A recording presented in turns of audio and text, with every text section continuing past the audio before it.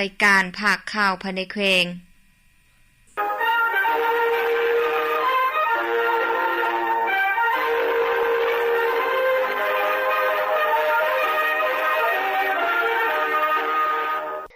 ่านผู้ฟังที่เคารพต่อไปให้บรรทานมารับฟังภาคข่าวภายในแขวงที่มีหัวข้อข่าวพร้อมเนื้อในดังต่อไปนี้สหายวันไสฟองสวรรค์กรรมการกรมการเมืองศูนย์กลางภาคผู้สินำแขวงพงศลีพบปะอบรมพนักงานของแขวงและเมืองบุญเหนือณตอนเช้าของวันที่31กรกฎาคม2026นี้อยู่ที่สโมสรแขวงพงศลี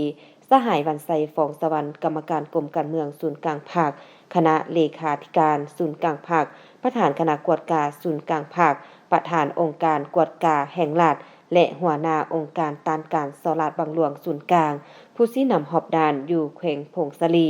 ได้พบปะอบรมพนักงานการนำอดีตการนำแขวงพนักงานหลัก6พนักงานหลักแหล่งของแขวงและเมืองบุญเหนือด้วยการเข้าร่วมของสหายพลตรีสมพรมิตรพรกรรมการศูนย์กลางภาคเลขาปากแขวงประธานสภาประชาชนแขวงสหายสันติแก้วยสารรองเลขาปากแขวงประธานคณะกรรมการปกครองแขวงสหายสมภาพดาราจักรกรรมการประจำภาคแขวงเลขาภาคเมืองบุญเหนือสหายพลตรีสมพรมิตรพรได้รายงานว่าแขวงพงศลีมีเนื้อที่ 16,270 กิโลเมตรเนื้อที่99ส่วนห้อยเป็นภูสูงชันมีชายแดนทิศตะวันออกติดกับสสเวียดนามทิศตะวันตกติดกับแขวงอุดมไซทิศเหนือติดกับสป.จีนทิศใต้ติดกับแขวงหลวงพระบางมี7เมืองคือเมืองพงศลีเมืองใหม่เมืองขวาเมืองสัมพันธ์เมืองบุญเหนือเมืองยอดอูและเมืองบุญใต้โดยแม่นเมืองบุญเหนือเป็นเทศบาลแขวงแห่งใหม่ที่เป็นใจกลางมี503บ้าน 47,694 ครอบครัว 22,258 คนหญิง 99,711 คนมี15ชนเผ่าคือเผ่าเหล่าลุ่มเผ่าไตลือยางไทยเหนือกึมมุบิดมงอิวเมียนอาคาผู้น้อยศิลาหายีโลโลและฮอโดยสุ่มใส่ยกระดับและพัฒนาเส้นทางคมนาคมตามแนว 1.1 22 4ทางออกสู่ตลาดภายนอกได้กำหนดหาทาแห่งป่ายแหลมการปลูกพืชและต้นไม้อุตสาหกรรมเป็นสินค้าการเลี้ยงสัตว์ใหญ่หัวควายเป็นสินค้าการบริการทางผ่านการสร้างเศรษฐกิจพิเศษการท่องเที่ยวธรรมชาติวัฒนธรรม15เผ่าตัวเมืองใหม่บุญเหนือและการผลิตกสิกรรมสะอาดองค์การสหายวันไสฟองสวรรค์ได้ย่องย่อสมเสยต่อแขวงพงศลีที่มีผลสำเร็จในการพัฒนาเศรษฐกิจสังคมพร้อมทั้งเน้นให้สืบต่อจัดตั้งปฏิบัติแผนพัฒนาของแขวงวางออกซุ่มใส่การปลูกการเลี้ยงแก้ไขยกระดับชีวิตประชาชนสร้างรายรับตัวจริงให้ประชาชนมีอาชีพที่มั่นคงทิศพันกับการผลิตกสิกรรมเป็นสินค้าส่งออกสอกตลาดจำหน่ายสินค้าให้ประชาชนสุกยุให้หัวหน่วยธุรกิจขนาดน้อยขนาดกลางให้เข้มแข็งสารเงื่อนไขสภาพแวดล้อมในการดำเนินธุรกิจคนคว้าบรรดากิจกรรมโครงการเลือกฟินโครงการให้ได้จัดตั้งปฏิบัติตามแผนคุ้มของสิ่งแวดล้อมบ่ให้มีผลกระทบต่อสังคมและธรรมชาติบ่อนทำมาหากินของประชาชนให้ประชาชนมีส่วนร่วมมีผลประโยชน์กวดกาหัวหน่วยโครงการกิจการที่แต่ละคันคุ้มครองเพื่อจัดเก็บรายรับเข้างบประมาณถือเอาการท่องเที่ยวเป็นท่าแห่งในการพัฒนาปรับปรุงฟื้นฟูพื้นฐานของล่างเป็นต้นเมนเส้นทางสุ่มใส่สนองกระแสไฟฟ้าให้ประชาชนได้สวมใส่อย่างทั่วถึงการพัฒนาเวียกงานสังคมเป็นต้นเมนยกระดับการศึกษาให้มีคุณภาพสูงขึ้นสุกยุให้ประชาชนรับรู้เข้าใจความสำคัญของการศึกษาให้ลูกหลานได้รับการศึกษาเอาใจใส่เวียกงานสาธารณสุขขยายตานาง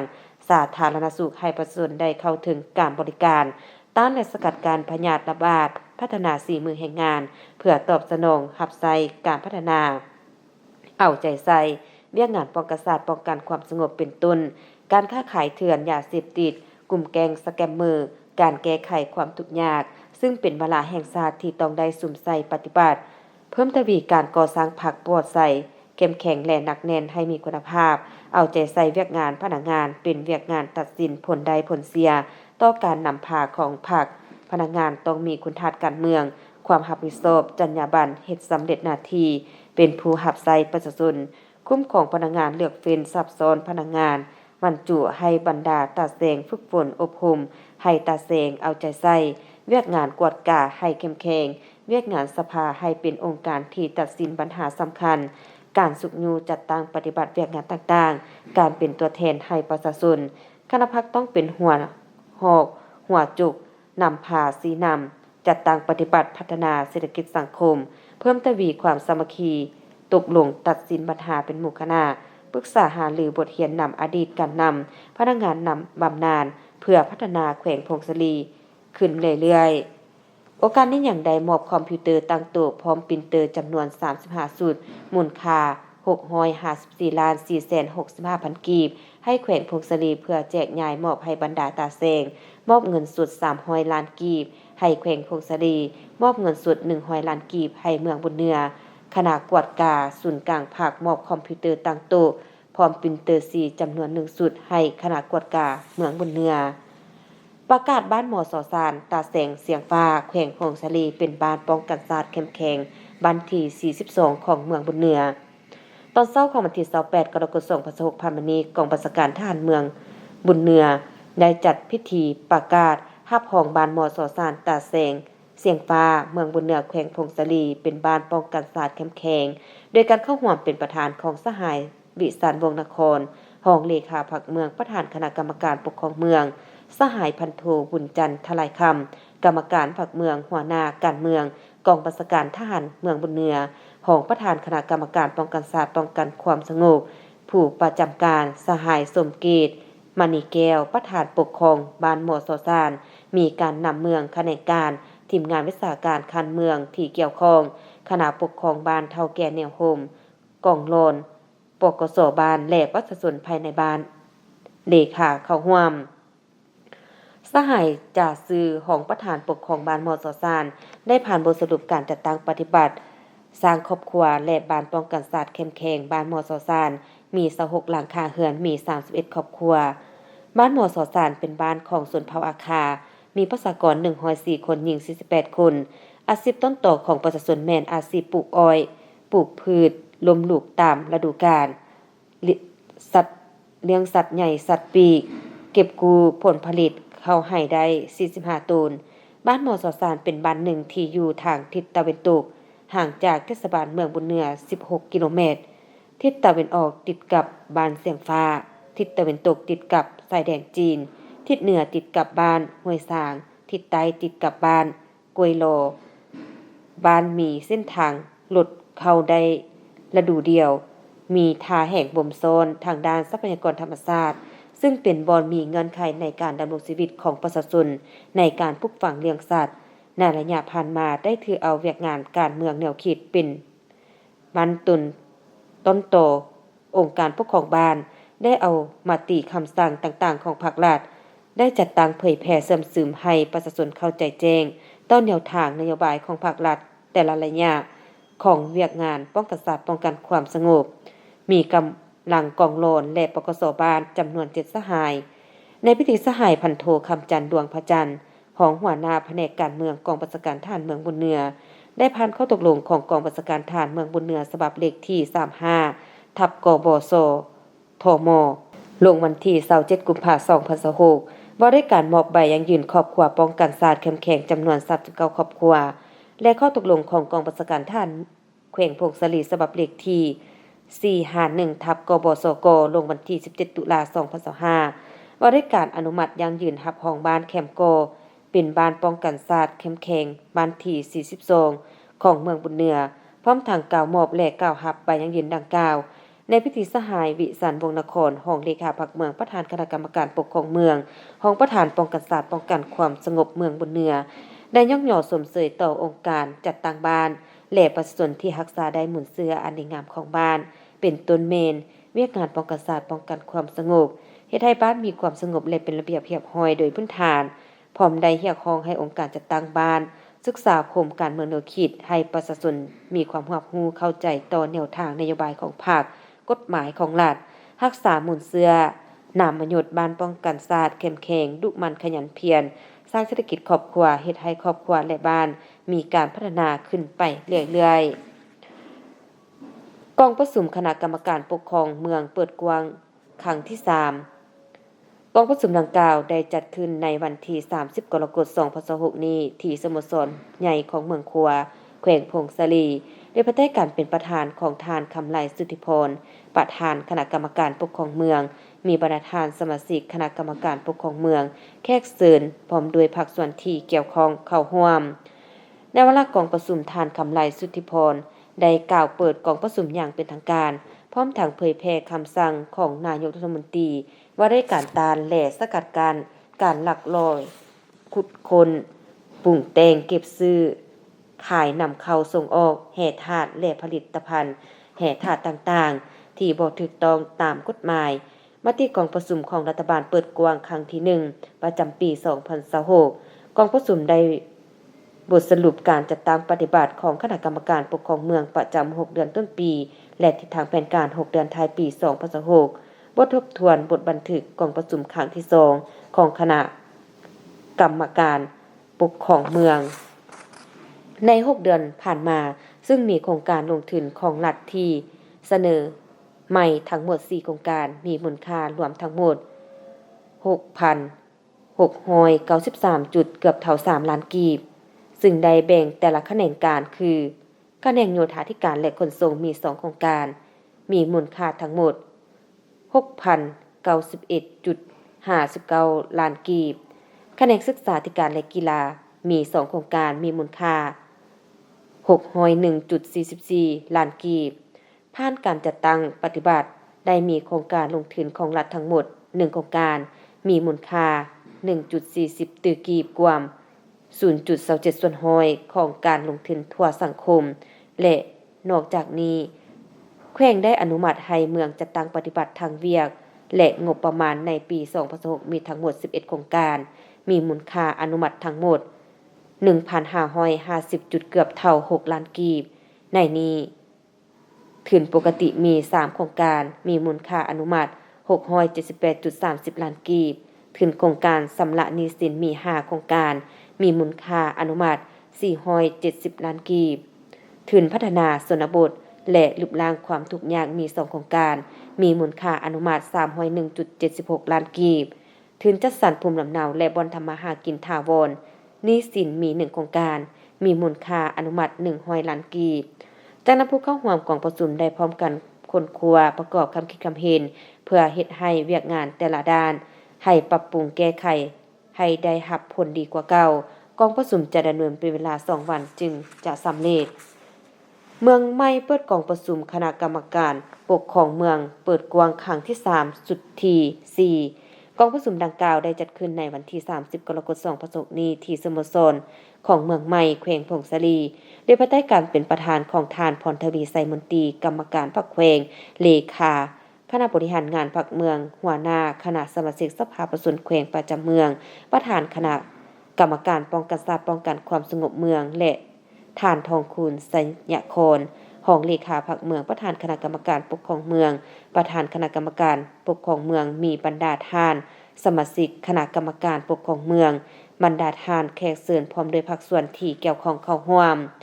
ในวาระกองประชุมทานทองคูณสัญญาครได้กล่าวเปิดกองประชุมอย่างเป็นทางการพร้อมทั้งเผยแพร่คำสั่งฉบับเลขที่09 ทับลบลงวันที่26 มีนาคม 2026กองประชุมรัฐบาลเปิดกว้างครั้งที่1ประจำปี 2026จากนั้นผู้แทนกองประชุมได้รับฟังการเผยแพร่คำสั่งฉบับเลขที่46 ทับนยลงวันที่13 เมษายน 2026ว่าด้วยการต้านและสกัดกั้นการลักลอบขุดค้นปรุงแต่งเก็บซื้อขายนำเข้าส่งออกแห่ธาตุและผลิตภัณฑ์แห่ธาตุต่างๆที่บ่ถูกต้องตามกฎหมายและระเบียบการในขอบเขตทั่วประเทศรับฟังการรายงานสรุปราคาการจัดตั้งปฏิบัติเวียกงานพ้นดินของคณะกรรมการปกครองเมืองในระยะ6 เดือนต้นปีและทิศทางแผนการ6 เดือนท้ายปี 2026สรุปราคาเวียกงานการจัดตั้งปฏิบัติขาดหมาย SDG กรมเขตวัฒนธรรมสังคม6 เดือนต้นปีและทิศทางแผนการประจำ6 เดือนท้ายปี 2026สรุปเวียกงานการจัดตั้งปฏิบัติของเขตเศรษฐกิจ6 เดือนต้นปีและทิศทางแผนการประจำ6 เดือนท้ายปีผ่านบทรายงานการจัดตั้งปฏิบัติวาระแห่งชาติว่าด้วยการสกัดกั้นและแก้ไขปัญหายาเสพติดอยู่ภายในเมืองประจำ6 เดือนต้นปีและทิศทางแผนการประจำ6 เดือนท้ายปี รายงานการจัดตั้งปฏิบัติเก็บรายรับคุ้มครองรายจ่ายงบประมาณแห่งรัฐและสรุปการจัดตั้งปฏิบัติวาระแห่งชาติว่าด้วยการแก้ไขความยุ่งยากด้านเศรษฐกิจการเงินใน6เดือนต้นปีและทิศทางแผนการประจำ6เดือนท้ายปีและรายงานการจัดตั้งปฏิบัติเวียกงานขึ้นทะเบียนสมโนที่ดินการออกใบตาดินปัญหาการแก้ไขการบุกรุก3ประเภทป่าและแก้ไขปัญหาสิ่งแวดล้อมโดยเฉพาะแม่นการบริการอนามัยตามตัวเมืองใน6เดือนต้นปีและทิศทางแผนการประจำ6เดือนท้ายปี2026จากนั้นบรรดาผู้แทนเข้าร่วมกองประชุมยังได้พร้อมกันค้นคว้าอย่างภาวะวิสัยประกอบกับคิดความเห็นต่อบรรดาเอกสารด้วยความรับผิดชอบสูงเพื่อให้เวียกงานแต่ละด้านได้รับการปรับปรุงแก้ไขดีขึ้นกว่าเก่าหน่วยภาคห้องการสาธารณสุขเมืองยอดอูรับใบยั่งยืนเป็นหน่วยภาคปลอดภัยเข้มแข็งและหนักแน่นครั้งที่5ประจำปี2025ในตอนบ่ายของวันที่31กรกฎาคม2026ที่ห้องประชุมของห้องการดังกล่าวได้จัดพิธีมอบรับใบยั่งยืนหน่วยภาคปลอดภัยเข้มแข็งและหนักแน่นครั้งที่5ประจำปี2025ของหน่วยภาคห้องการสาธารณสุขเมืองยอดอูโดยให้เกียรติเข้าร่วมเป็นประธานของสหายจันทวีปิ่นพญากรรมการประจำภาคเมืองห้องประธานคณะกรรมการปกครองเมืองผู้ชี้นำของเขตวัฒนธรรมสังคมมีสหายทองดีแสงลาวเลขาหน่วยภาคห้องการสาธารณสุขเมืองยอดอูบรรดาสหายต่างนาจากองค์การที่เกี่ยวข้องคณะหน่วยภาคพร้อมด้วยสมาชิกภาคสมบูรณ์และสำห้องเข้าร่วมในพิธีสหายทองดีแสงลาวเลขาหน่วยภาคห้องการสาธารณสุขได้ขึ้นรายงานบทสรุปก่อสร้างหน่วยพักปลอดภัยเข้มแข็งและหนักแน่นประจำปี2025และทิศทางแผนการปี2026ในบทสรุปดังกล่าวสหายได้กล่าวว่าหน่วยพักห้องการสาธารณสุขเป็นหน่วยพักเอกราชหนึ่งที่นอนอยู่ในคงเขตวัฒนธรรมสังคมภายใต้การชี้นำของคณะประจำภาคเมืองมีเลขาคณะหน่วยพัก3สหายหญิง1สหายมีสมาชิกพรรคทั้งหมด31สหายหญิง18สหายได้เลื่อนสมาชิกพรรคสำรองขึ้นเป็นสมบูรณ์1สหายมีสมาชิกพรรคสำรอง4สหายหญิง3สหาย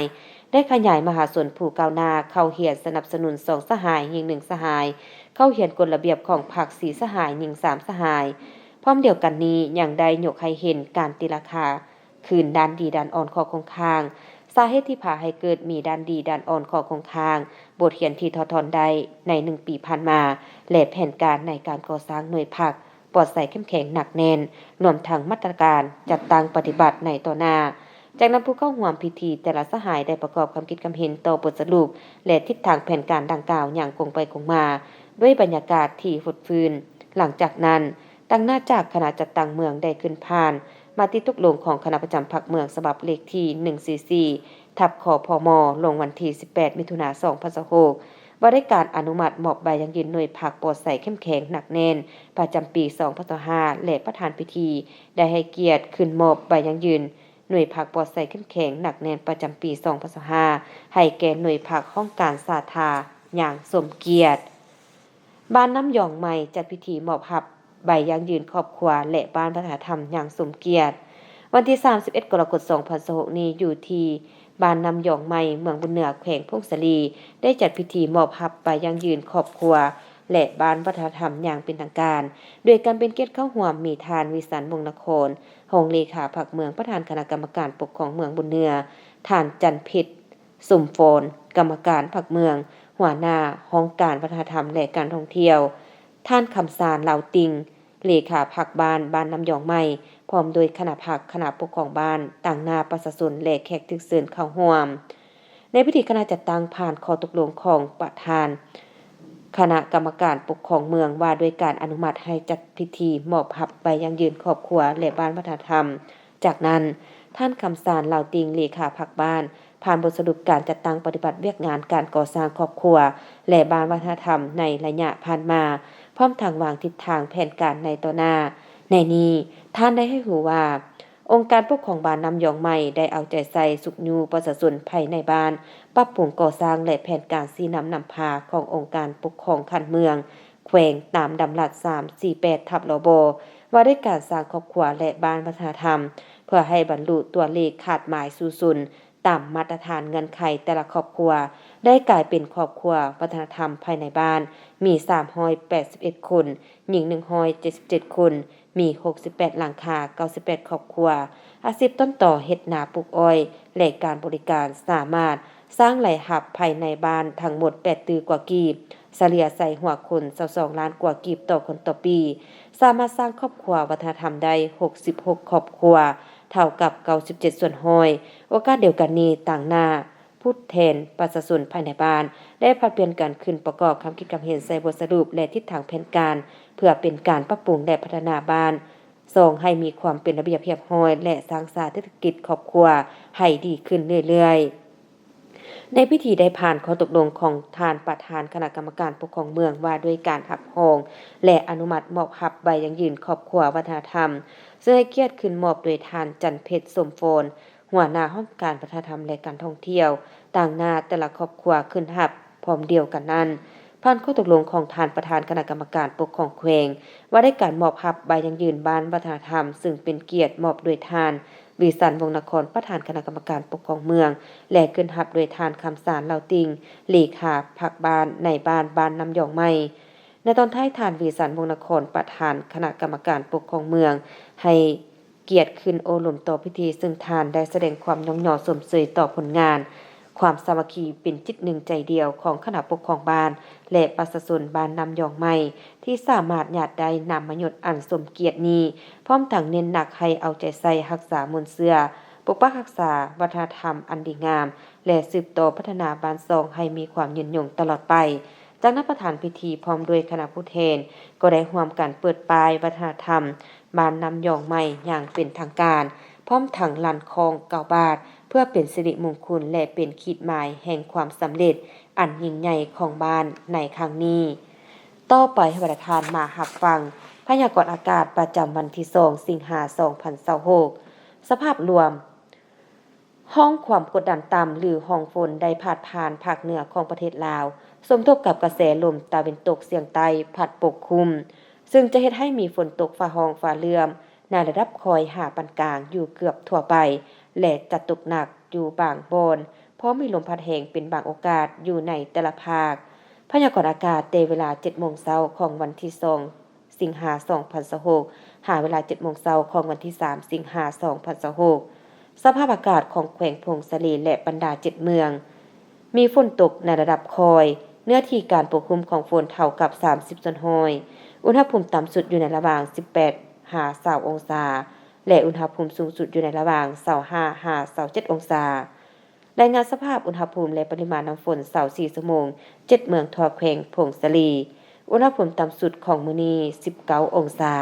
อุณหภูมิสูงสุดของเมื่อวานนี้27องศาปริมาณน้ำฝน24ชั่วโมงผ่านมา